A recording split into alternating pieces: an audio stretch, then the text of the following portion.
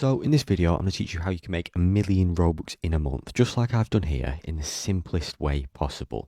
Now, realistically, this video is going to show you the simplest way to make millions and millions of Robux in a month, and it's really not that difficult once you understand it.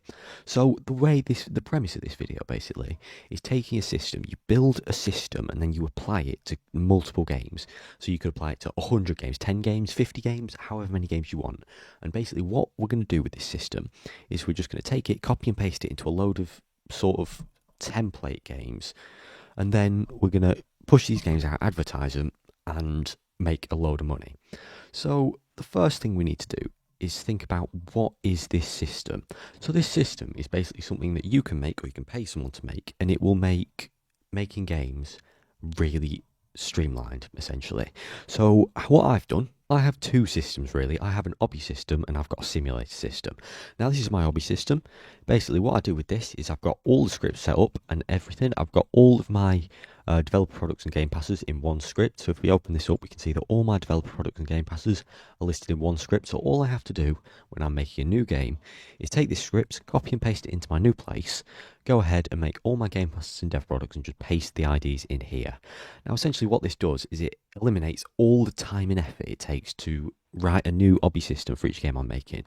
So if you think about it, generally I'd say that half of a game's time and effort that goes into it is scripting and half of it is building.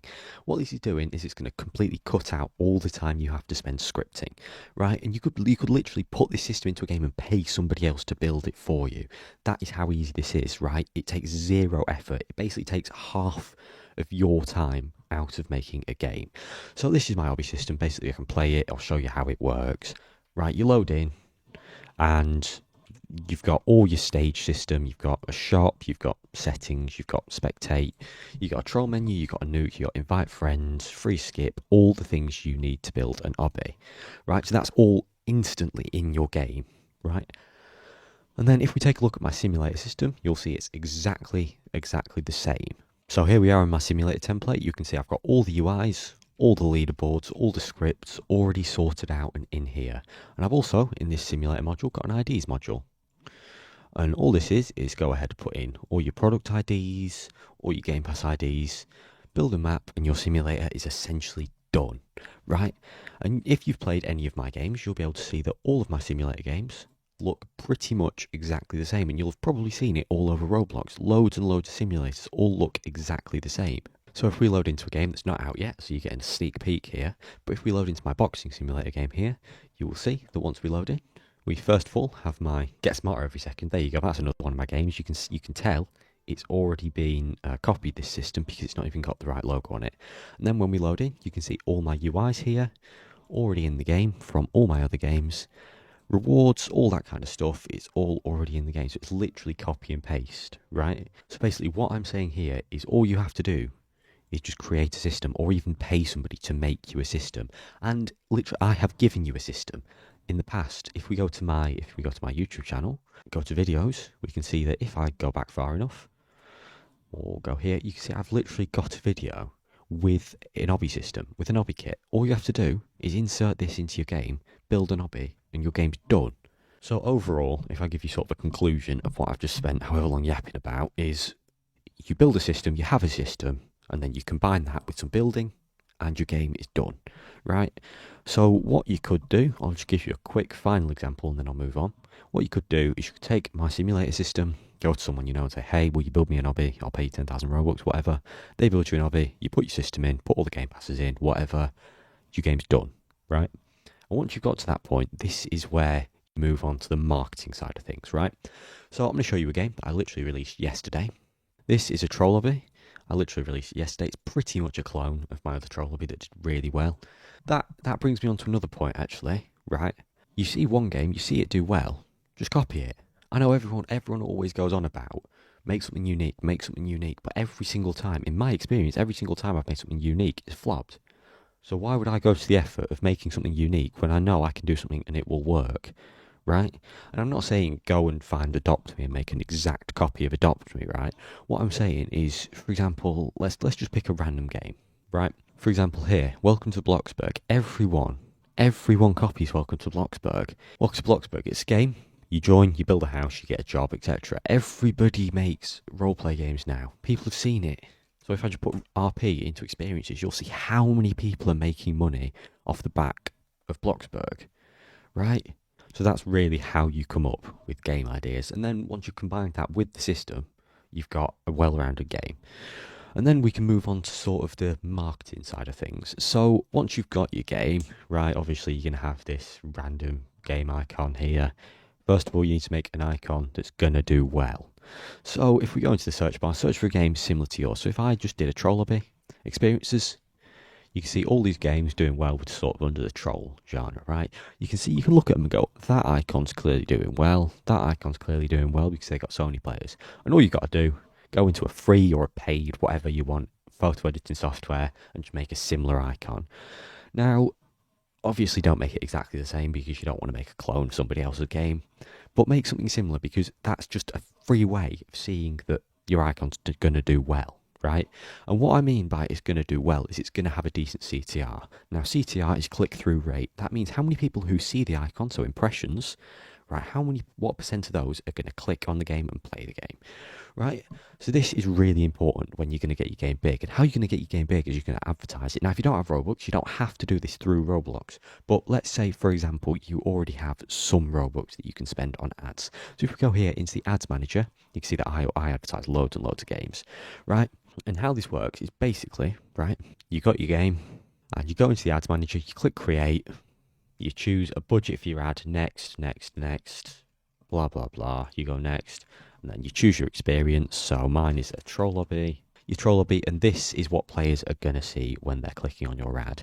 So that's why the CTR is going to be so important, because you can, if I go back to my ads manager, you'll be able to see that my CTR is 1.74%. Now that's not great. I've had higher before, 2.4%, right? CTR, this is really, really important. I can't stress this enough, right? CTR. It's free to make a new icon if you're doing it yourself, right? It takes not even that much effort.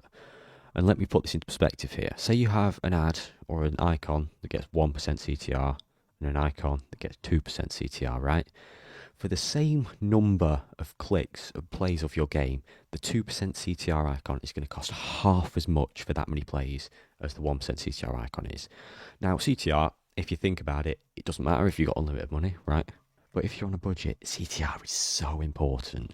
And that's something that's going to get picked up by the algorithm to recommend your game. So that is sort of the entire premise of ads summed up.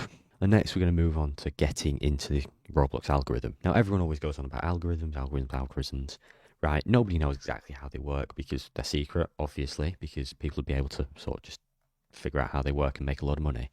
But there's some things that people do know about algorithms. Now I'm going to share these with you now. Right. First of all, this is something you need. This isn't really a negotiable thing, right? Your average session time and day one retention has to be within the 50th to 90th percentile or above. If it's above, great, your game's going to do really well. But if one of these is below, the chances of you getting into the algorithm are pretty slim, right? Because I can show you one game, for example, I made a game called The Ball Lobby, I think it was called. Yep, you can see it, here it is. This game, 0 concurrent players. And why did it have 0 concurrent players? I was advertising it and people were playing it. Why did it do so badly? You see average session time below the 50th percentile. Day one retention below the 50th percentile.